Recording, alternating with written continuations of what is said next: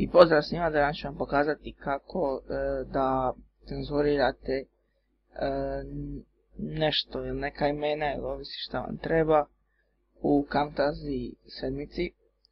Eto je vrlo jednostavno, evo ja sam već snimio na Facebooku, evo neki ljudi ovdje stoje i vi želite to cenzurirati. Idemo, označite vaš video, idemo na callouts, ispustimo još, tražimo ovo special i evo ovo je. I stisnemo tu i vidite. I premještate šta hoćete zamaziti. Evo ja sad želim nove ljude. Ovako.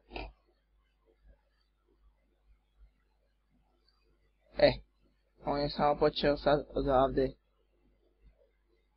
zamagljivati. Mi ćemo ga produžiti da traje cijelo vrijeme.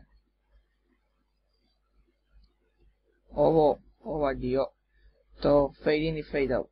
Ja ću to staviti na 0 i out na 0.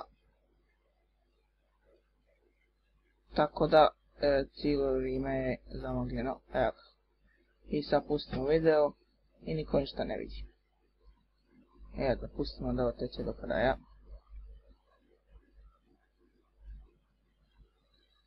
I eto ga. To je to.